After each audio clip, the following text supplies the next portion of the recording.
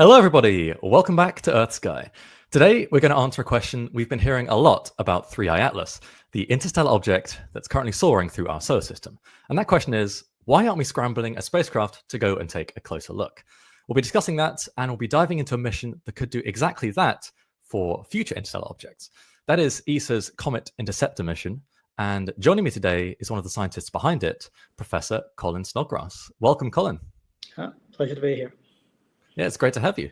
So before we get to the Comet interceptor, let's talk about 3I Atlas. So this is only the third interstellar object that we've ever identified in our solar system, but there are currently no public plans, at least, to send a spacecraft out to take a closer look. Is there any chance that this could still happen? For 3I Atlas, I don't think this is a realistic one. Mostly because, we don't have a dedicated mission ready to go and see an interstellar object. There's people talking about concepts for plans for doing this in the future. We'll get on to that. But you kind of, this thing will be visible to telescopes for best part of a year as it passes through the inner solar system. But you'd need to react very quickly to get a spacecraft there. And that means being ready. Right. And it's not something that we could do with spacecraft that are already out there, repurposing a mission. That feels it needs to be a dedicated mission. Talking about such concepts, but again, none of them are kind of really designed to do this. And the other thing is with 3I Atlas as well is that it's we're a bit unlucky with where it is passing through the solar system.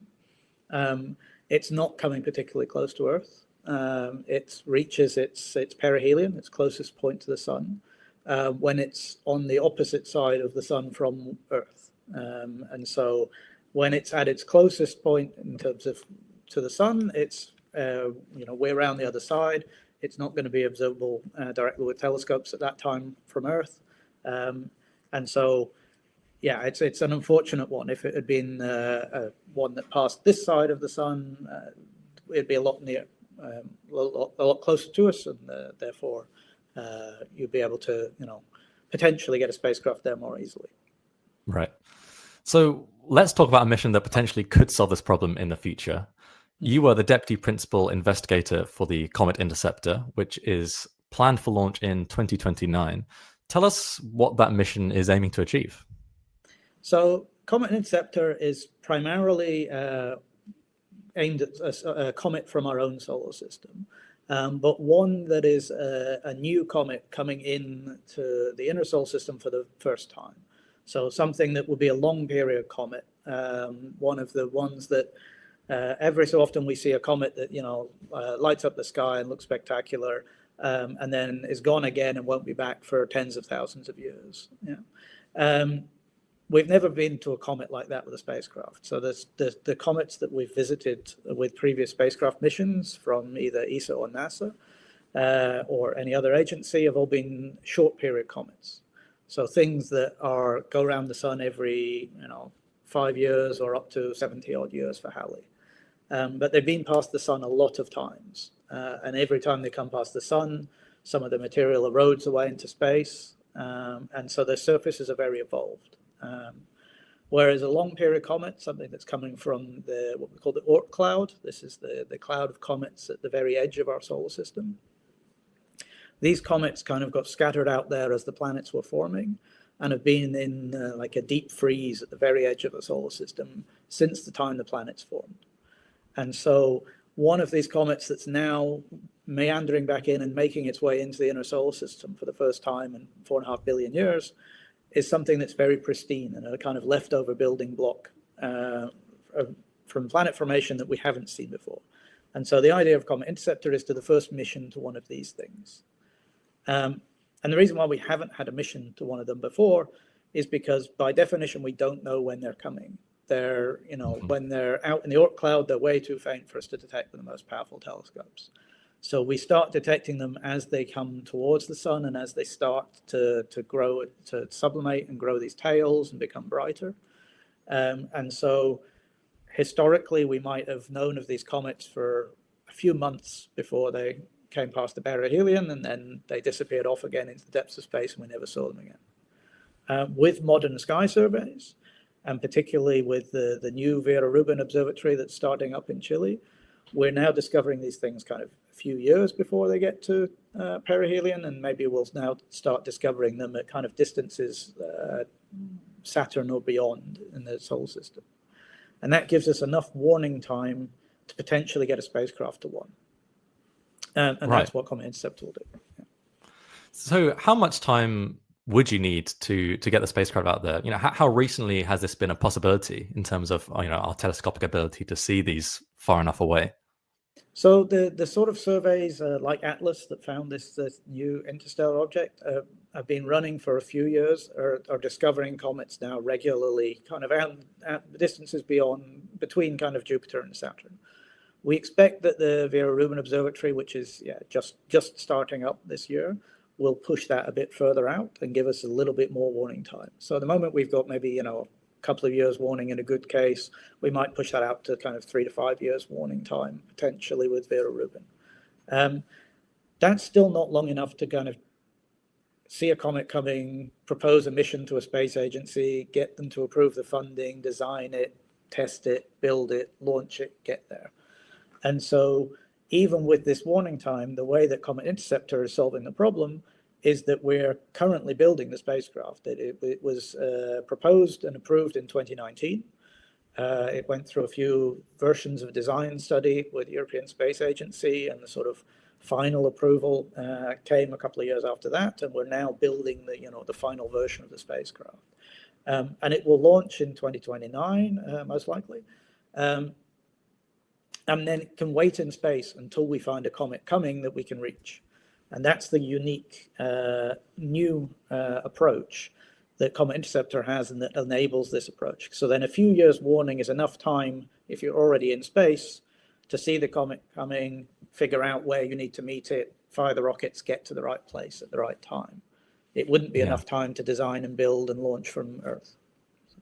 It's a pretty amazing idea, really, isn't it? We're essentially parking a spacecraft out in space. It's a very interesting building one, because normally if you design a space mission, the first thing you're going to think about is where's the target? How do I get to it? So how much fuel do I need? So what mass of spacecraft can I afford to build? Because the fuel takes up a certain amount of what you can launch from Earth.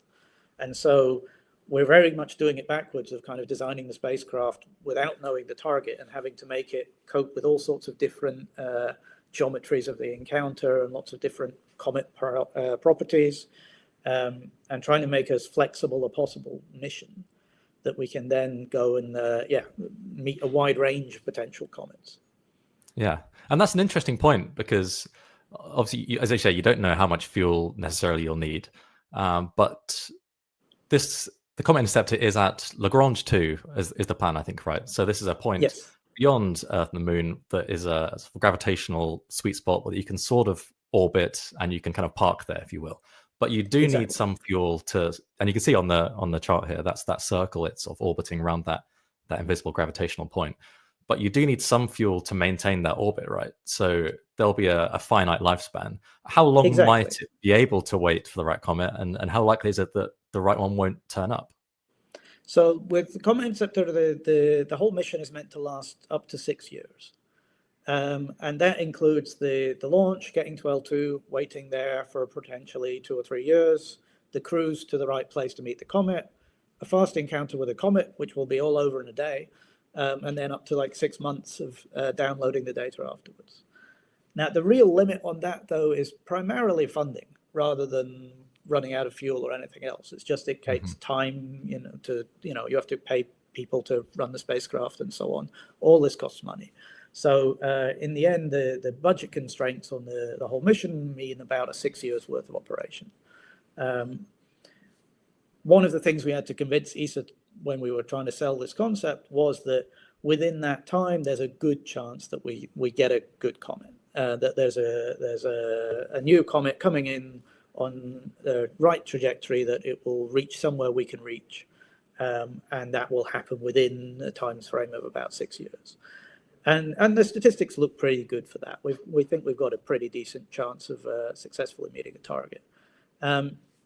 We do have a list of backup targets of short period comets that we know where they are, that, if we're unlucky and we fail to get a new one that comes to the right place, that if, we're getting close to the 6 year limit, we'll say, well, okay, we'll go and see one of these. It's not the same science case, but it's better than nothing if we're, running out of time. We don't expect to have to do that. We expect that we would find a good one, and if we're unlucky, we can, you can also always potentially try and extend the mission a little bit and say, well, just a little bit more money, there's a good one coming, so that kind of thing. There's no real physical limit. As I said, we're not going to run out of fuel too quickly because we use very little fuel to weight at altitude. Right. Okay. And it's sounding like it's obviously a lot more difficult to do this rather than just pick a comet, and go there. And as you said, it's about finding a comet that's as close to the original conditions of the solar system as possible.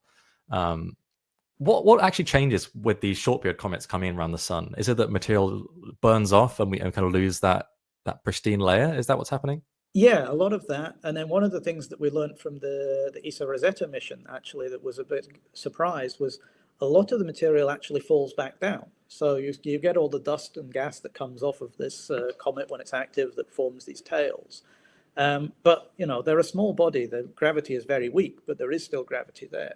And one of the surprises was that a large fraction of the dust that's lifted from the surface actually just falls back down somewhere else. And there's areas of Churyumov-Gerasimenko, the comet that Rosetta went to, that are blanketed with this kind of thick layer of material that's fallen back. So it's the fact that, some areas have eroded away, some have been covered up. None of the surface you're seeing is the surface that was kind of laid down when this thing was formed in the early solar system. Okay. And we should talk about what this craft is actually going to do, because it's not just going to fly up and take a look. It's going to deploy 2 smaller spacecraft, right? What are they going to detect that's that we couldn't do with an Earth-based telescope, for instance? Yeah. So So firstly, the unique thing about getting a spacecraft to a comet versus using a telescope is that we can actually really go and resolve the nucleus, the inner solid body of ice and rock, which is typically only kind of a couple of kilometers in size. They're really small things that produce these comet tails, which can be millions of kilometers long. So, the comet on the larger scale is a very big thing, but it all comes from a very small lump of ice and rock in the middle. And even with the most powerful telescopes, that is never more than kind of a point of light. Whereas if you take a spacecraft there, you can get close-up images, you can really resolve this as a, geological object, as something that's got, looking at the real formation. But also you can measure the composition of the comet directly. From a telescope, we can use spectroscopy to infer the composition of a comet. But if you take a spacecraft there, you can sort of sniff this directly. You can have a mass spectrometer on board that will measure chemical composition directly and tell you exactly what the composition of the object's made of. And you can also measure the sort of interaction of the magnetic fields with the solar wind and the sun-comet interaction. That's one of the big things we'll do with the Comet Interceptor. You can measure the properties of the dust and the gas directly. There's a lot more that you can actually do, firstly by resolving it, but also just by being there and directly interacting with the comet. Amazing. Comet Interceptor, one of the things we'll do, which is a sort of a first, again, at a comet, is to have not just one spacecraft measuring at one position at a single time, but 3 probes, the main spacecraft and 2 releasable probes that will combine kind of a relatively distant flyby from the main spacecraft, where it's slightly safer. It's not quite into the most dense region of the dust and gas coming from the comet. So in terms of spacecraft survival, it's a lot better there. But then the probes will go a lot closer and we'll get a closer view. They probably won't survive the process, but they'll get a very detailed view of the inner coma as the main spacecraft goes shooting by. And that is really interesting to have these 3 different positional measurements at the same time and get a 3D view of the comet. Yeah. You're not making it easy, are you? This is a pretty spectacular mission. Yeah, it's got lots of interesting elements to it. We were pleasantly surprised when ESA agreed to let us try all these things because there's lots of risky elements to it, but it makes it very exciting. Yeah. Well, let's come back to 3i Atlas. If Comet Interceptor was out there at Lagrange 2 right now, would we be getting it ready to send it to intercept 3i Atlas? So we did look at this, whether or not it could have done. But as I said at the start, the 3i Atlas, we're a bit unlucky. It's kind of, at its closest approach to the solar system, it's kind of the opposite side of the sun from the Earth. So that just means that you would have had to have launched early from the Earth to get all the way around the orbit to be on the other side of the sun at the time that you want to encounter this. So you'd need either a lot more warning time, we'd need to have discovered it a few years out, so you'd have had time to get around there, or we'd need much more powerful rockets to be able to go faster to get there. The Comet Interceptor, although it's a really spectacular mission, it's a relatively small class of mission. It's the first F-class or fast class mission for ESA, for them to try things that are a bit more out there, but also it exists and it's going to L2 because its original plan was to launch as a kind of secondary payload with the Ariel exoplanet hunting space telescope. So they knew they were going to have a bit more space on that rocket, and they were like, well, let's do something interesting. What else could we do launching a space telescope to the L2 point? So we're quite limited in terms of the mass of the spacecraft. It's a relatively small one. And that means we're limited in how much fuel we can carry. And so if you were to design a Comet Interceptor type spacecraft specifically to do an interstellar object, where typically they're going to go a bit faster than comets, or they're going to pass through the inner solar system a bit quicker than an object from the Oort cloud, you would probably optimize this with a bit more fuel, bigger rockets, and maybe a slimmed down payload.